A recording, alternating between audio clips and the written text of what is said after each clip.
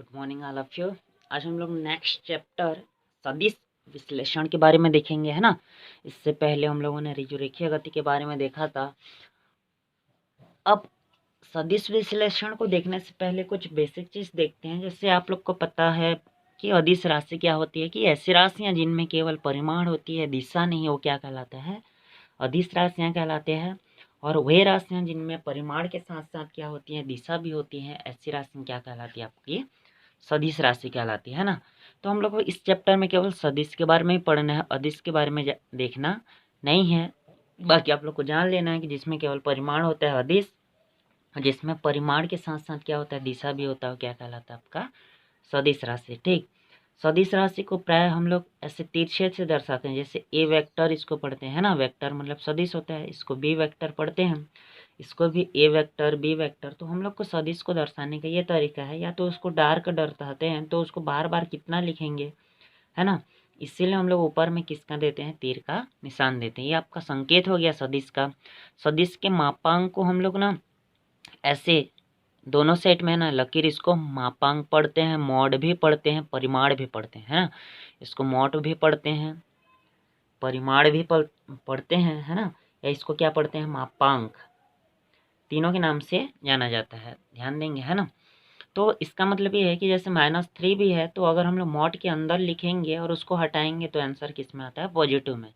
मतलब कि negative value भी मॉड से हट करके, मापांक से हट करके किस में आ जाता है, पॉजिटिव में आ जाता है ना। ये क्या है, आपका सदिश का मापांक है। तो इस प्रकार बेसिकली 4 चीज़ है जिनमें केवल परिमाण होता है, अदिश राशि, या परिमाण के साथ साथ दिशा भी होगा, सदिश राशि। इसको हम लोग को वेक्टर यानी कि तीर के निशान से दर्शाते हैं, और इसका मापांक को ऐसे मॉड में दर्शाना है। उसके बाद सदिश के प्रकार। तो सदिश के प्रकार के होते हैं, जिसमें हम लोग को बेसिकली पहला चीज़ जो देखना है वो होता है आपका समान सदिश। नाम से स्पष्ट है, समान सदिश। तो दो सदिश समान सदिश कब कहलाते हैं, जब उनका परिमाण भी समान होगा और उनका दिशा भी समान होगा। जैसे पहला भी अगर हम लोग का इस साइड में जा रहा है, दूसरा भी इस साइड में, पहला ऊपर जा रहा है तो दूसरा भी अगर ऊपर जाएगा, तो दोनों अगर एक ही दिशा में जाते हैं और दोनों का जो परिमाण होगा, है ना, परिमाण मतलब मापांक, मॉड का वैल्यू जो आएगा वो अगर समान होगा, तो ऐसे सदिश क्या कहलाते हैं, आपका समान सदिश कहलाते हैं। तो आपका दूसरा है असमान सदिश, सॉरी दूसरा हम लोग ले सकते हैं विपरीत सदिश, है ना। विपरीत का जो दूसरा नाम है वो क्या है, आपका ऋण सदिश है। तो वे सदिश ऋण सदिश या विपरीत सदिश कहलाते हैं जिनके परिमाण तो समान होते हैं ना, लेकिन दिशा क्या होता है, एक दूसरे के विपरीत होता है। एक लेफ्ट जाएगा तो दूसरा अगर राइट आता है ना, तो ऐसा सदिश कहलाता है ऋण या तो विपरीत सदिश। तीसरा है आपका स्थिति सदिश। स्थिति सदिश क्या होता है कि हम लोग मूल बिंदु के सापेक्ष किसी कण पर या किसी बिंदु पर अगर किसी वस्तु का स्थिति निकालना चाहते हैं, जैसे एक्स एक्सिस है, ये वाई है, मूल बिंदु है, तो मूल बिंदु के सापेक्ष किसी कण का जो दूरी होता है वो दूरी क्या कहलाता है, आपका स्थिति सदिश।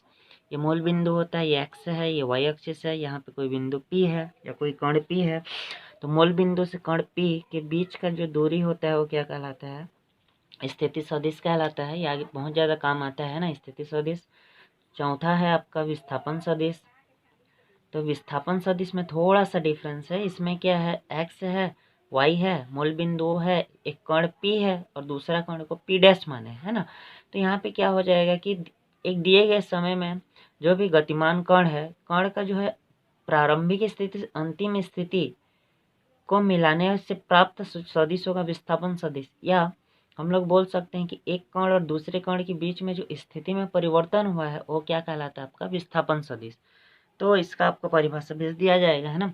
उसके बाद आपका पांचवा है ध्रुवीय सदिश। तो ध्रुवीय सदिश उस सदिश को कहते हैं जिसका प्रारंभिक बिंदु नियत होता है ना। जैसे ध्रुवीय सदिश में क्या होगा, प्रारंभिक बिंदु नियत होगा, ये चेंज नहीं होगा, यहाँ से यहाँ जा सकता है, यहाँ से यहाँ कहीं भी जा सकते हैं, लेकिन उसका जो प्रारंभिक बिंदु अगर नियत होगा तो क्या कहलाता है, आपका ध्रुवीय सदिश। अक्षीय सदिश है नेक्स्ट, है ना। छठवां क्या है आपका अक्षीय सदिश। तो अक्षीय सदिश जो है उस सदिश को कहते हैं जिसका दक्षिणावर्त, है ना, हस्तपेंच नियमानुसार घूर्णन अक्ष के अनुदिश होता है, या घूर्णन ये है मतलब कि हम लोग क्या होगा, ये इस दिशा में घूम रहा है ना, या तो ऐसे घूमेगा। तो अक्षीय सदिश उस सदिश को कहते हैं जिसकी दिशा क्या हो जाएगा, एक घूर्णन अक्ष के अनुदिश होता है, या तो ऐसे घूमेगा या तो ऐसे घूमेगा। तो एक घूर्णन अक्ष के अनुदिश जो घूमेगा वो क्या कहलाता है आपका अक्षीय सदिश। अगला है समतलीय सदिश। तो समतलीय सदिश क्या होता है ना।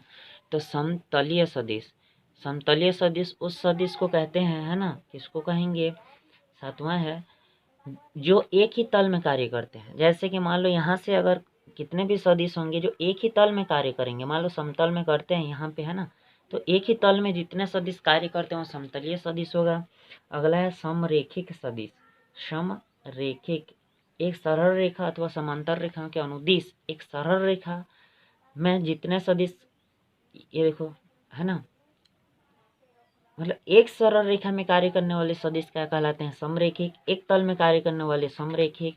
जो घूर्णन अक्ष के परितः करते हैं अक्षीय सदिश। जिसका एक ही नियत बिंदु या प्रारंभिक बिंदु एक ही होता है वो ध्रुवीय सदिश होगा, है ना। उसके बाद सह प्रारंभिक सदिश। सह प्रारंभिक सदिश, सह प्रारंभिक सदिश उस सदिश को कहते हैं, है ना, जिनके प्रारंभिक बिंदु समान होते हैं। प्रारंभिक बिंदु एक ही होगा, जैसे ए का, बी का, सी, डी जितना भी लेंगे उसका प्रारंभिक बिंदु एक ही होगा, तो क्या कहलाता है सह प्रारंभिक बिंदु। 10वां है आपका मुक्त सदिश। तो मुक्त सदिश उस सदिश को कहते हैं जिसकी स्थिति नियत नहीं होती है। जिसका स्थिति नियत नहीं होता है मतलब कि यहाँ भी जा सकते हैं, यहाँ भी, कहीं भी अपना सदिश बना सकते हैं ना, वो क्या कहलाता है मुक्त सदिश। अगला है स्थानगत सदिश। स्थानगत सदिश उसको कहते हैं जिसकी क्रिया रेखा या स्थिति नियत होती है। मतलब कि जिसका क्रिया रेखा या स्थिति नियत होती है कि हमको यहीं से स्टार्ट करना है, तो स्थानगत सदिश होगा। और लास्ट है एकांक सदिश, जो कि मोस्ट एमपी है ना। इसमें से एकांक सदिश, स्थिति सदिश, समान सदिश और विपरीत सदिश, 4 सदिश है जो एग्जाम में पूछे जाते हैं। तो एकांक सदिश उस सदिश को कहते हैं जिसका मापांक क्या हो जाएगा 1 होगा। जिसका मापांक 1 होगा उस सदिश को क्या कहा जाता है एकांक सदिश। नाम से स्पष्ट है, एकांक मतलब 1। तो ऐसा सदिश जिसका मापांक 1 होता है, ऐसे सदिश को क्या कहा जाता है एकांक सदिश कहा जाता है। तो यहाँ पे आपका बेसिकली जो है सदिश 9 प्रकार के होते हैं। समान सदिश, विपरीत सदिश, स्थिति सदिश, विस्थापन सदिश, ध्रुवीय सदिश, अक्षीय सदिश, समतलीय सदिश, समरेखिक, सह-प्रारंभिक, मुक्त सदिश, स्थानगत सदिश और एकांक सदिश। एग्जाम की दृष्टि से एकांक सदिश, एकांक सदिश, समान सदिश, विपरीत और स्थिति सदिश, विस्थापन सदिश, पांचों को आपको ज़्यादा देखना है। बाकी हर एक को एक बार पढ़ के आप लोग को ऑडियो के द्वारा इसको पुनः भेजना है। अब हम लोग 2 सदिशों को कैसे योग करते हैं उसको नेक्स्ट क्लास में देखेंगे, है ना।